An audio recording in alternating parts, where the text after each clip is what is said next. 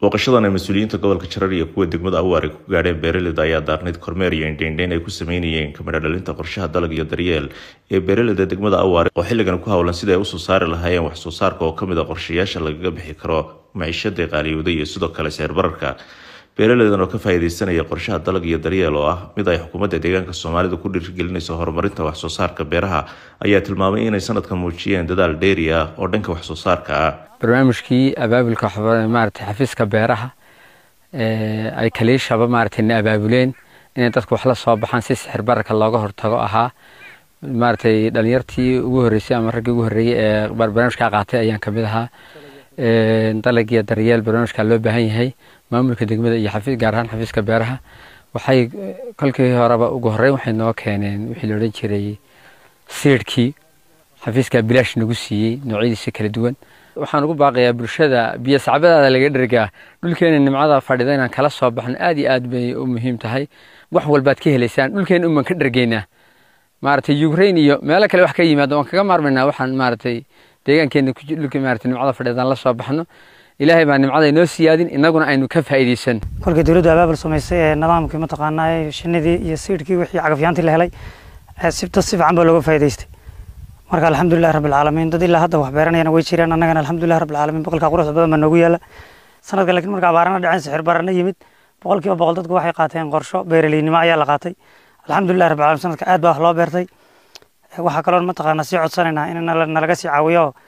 alxamdulillaah seedkii waanu qaadanay beerina waa la qotay laakiin cagafyadu way nagu yaryihiin xilli walba wax beeranayna ciidhi bay naga galaan oo waa la kala waayaa marka xagga cagafyada oo kale in laga saaciido boqolkiiba boqol baan macnaha yaan ka codsanaynaa dawladda dhankoodana mas'uuliyiinta gobolka Jarar iyo kuwa degmada Awaare oo habsami socodka dhanka wax soo saarka beeraha u kurgalay ayaa ka warbixiyay halka uu marayo qorshaha wax soo saarka ee dalag iyo daryeel maanta goobtan aan joognaa waa degmada Awaare gaar ahaan qabalayga Mareelle sideen muuqata beertan waxay ka mid tahay beerihii iyadoo laga duulay barnaamijkii dalag iyo daryeel ee laga baxay baahida lagu beeray inta badan dhul badan baa la beero ilaa 600 hektar ka badan degmadan Awaare waana biqil oo hadda beeraha ugu yar bay tan ku jirtaa ama ugu gaagaaban dadkuna baraarug xoog badan oo ay dawladdu siisay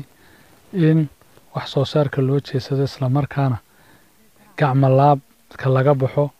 lana soo saarto si looga gaashaanto sixir bararka iyo baahida iyo cuntadan qaaliyowday caalamka iyo dalkaba soo food saartay ayaa waxay dadku ku baraarugeen inay dhulka wax ka soo saartaan waxaana rajaynaynaa dayrta oo si fiican u daaday meelo badan oo gobolka ana roob fiican ka da'een in raashinkii qorshaha loogu talagalay dalag iyo daryeel ka badan uu ka soo baxo annagoo ka duulana qorshihii xukuumad ahaan iyo xisbiga qaateen ee dalag iyo daryeel oo ahaa ka degmo ahaan 311 hektar in la beero waxaa lagu guuleystay in la beero 843 ayaa lagu guuleystay waxaan sameynay wacyigelin aad u ballaaran oo dhammaan 17 qabale ee degmadu ka kooban tahay ayaan gaarsiinay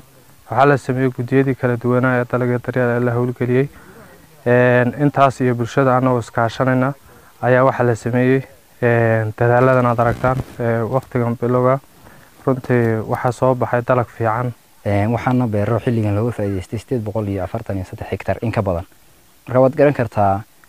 abaabulka la sameeyay iyo farqiga u dhaxeeya qorshihiina la siiyay kan gaarnay ama la beeray laba shaqaan isku dhaxwadnaa mid tii iyadoo beertii laga shaqeynayo la buufinayo oo suntii cayaanka lagu buufinayo gudidii heerarkeedii kala duwanaan ay qorshihii kormeerka ay wadaan ayaan maanta u joognaa sanadkan waxaan aaminsanahay inuu ka duwan yahay sanadihii hore ee ka xafiis ahaan iyo ka beer ahaanba degmada Awaare waayo waxaa jira diyaar garow heerkiisu sareeyo oo la dhihi karo boqolkiiba 90 uu hirgeli doona hadii roobka dayrtuna wanaagsanaado